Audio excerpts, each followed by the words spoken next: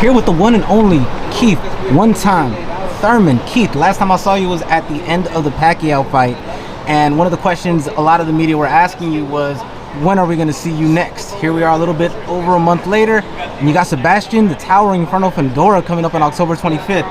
At that time when you were asked that question, you said that there were a lot of bullshit, BS offers coming your way. Can you describe some of them that led to you finally saying yes to Fundora? I mean, it's just I got a call to potentially be on. It wasn't BS, you know. It was a decent little offer, you know. It's just I don't like to waste my time in the gym, you know. When I really go to work, when I really buckle down, when I lock in, you know, camp, you know, I don't like wasting my time, you know. And my family, we need it, you know. Everybody out here, we need money. We need money to survive. We need to participate economically, you know. Financially, we need to be smart, you know. But I've never been one that's desperate for money, you know. I've never been one to over hustle for money, you know. That's why it's hard to find the one-time merch.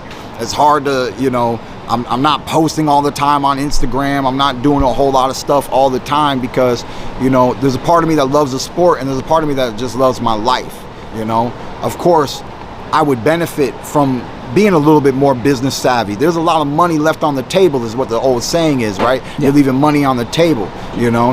And maybe one day we'll come collect some of that.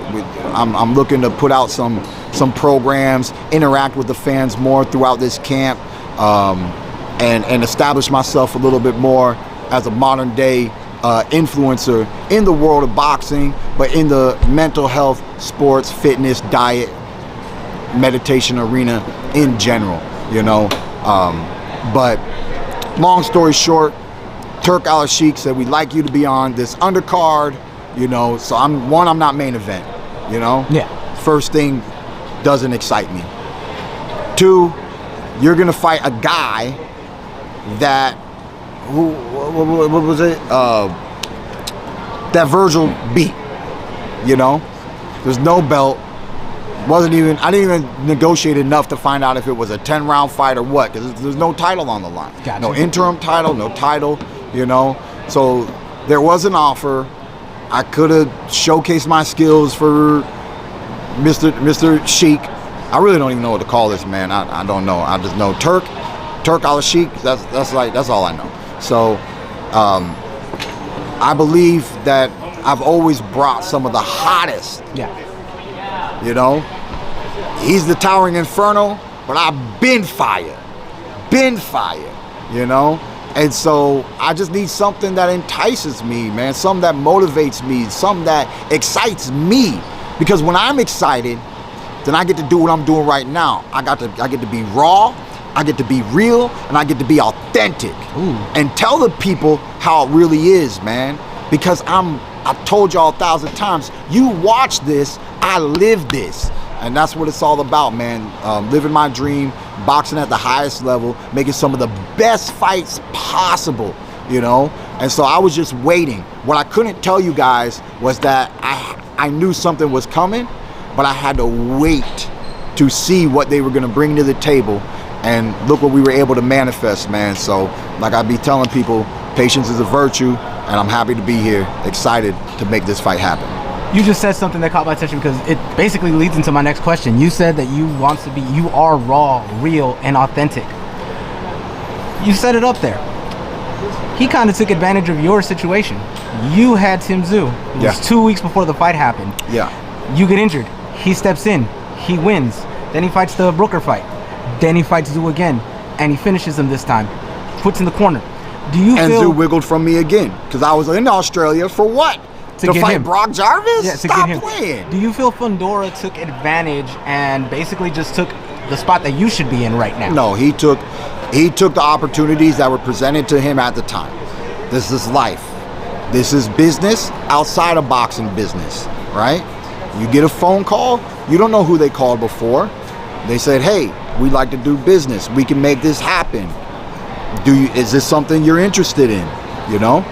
So he was able to make that happen, But what I also said on the podium today was, because of those circumstances, it's almost right to give Keith Thurman the fight, right? It's almost right. So I feel like not only is it right, because this will elevate him in his career, it has the potential to elevate me in my career, and it is a great fight, period. But what you were talking about here, about circumstances, right? Yes. Because he's young, 27 years old, and he's champion. He can fight anybody. Why is he fighting the former, you know? You just moved up to 54. You know, sometimes people say that. Layoffs, injuries, this and that. But not only can Thurman bring a fight, sell a fight, but you can make a name off of another name. And Fundora wants to be that name. That's why he took the zoo fights. So I don't know how this really all came to be the way that it came to be. But like I said, man, I appreciate him allowing me to have this opportunity, because if him and his team wanted to avoid, they could, as easily as they said yes, they easily could have said no. So I'm grateful to the Fundora team, and I'm looking forward to having an action-packed fight come March 25th. It was #Timber. Obviously, we know to knock a tree down, you got to chop it down. So does that mean that you're trying to let us know that you're going to be working that body more than a lot of people have tried? Because considering you have to go in on this man to do that. We got to see, you know, I mean, timber is what happens when the tree falls. Yep. You know, I got lots of coaches been telling me ever since the news hit. They're telling me, you gotta go to the body, champ. Gotta go to the body. You gotta do it. You can do it, champ. Hit him to the body. Hit him hard. You know, and we're gonna be looking for those opportunities. We're gonna be looking for the floater rib, the bottom rib. We're gonna be looking for the solar plexus shots. Anywhere where it can establish pain and discomfort and my opponent. I've always been that type of fighter. Yep. You know, but it'd be nice, you know, to hit him with a big one up top. You know, he might be this tall, but at least the chin's somewhere down here. You know, at least he might be this tall, at least the chin's somewhere down here. So we clip that chin right, and that too can make it 90-night. And finally, you said you want to be an influencer, you want to collab more with the fans and everything. Let them know where they can follow you, get to know more about you, and get to know everything up until October 25th. For right now, Keith One Time Thurman on the IG. We're gonna start rolling. I'm gonna bring the camera crew in.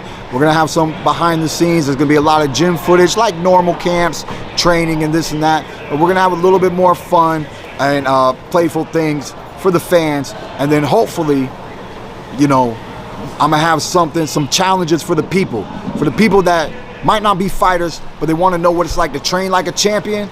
I'm hoping to throw together a nice little champion 3-day workout, weekend regiment, and see what we can do for the people. So let's see, man.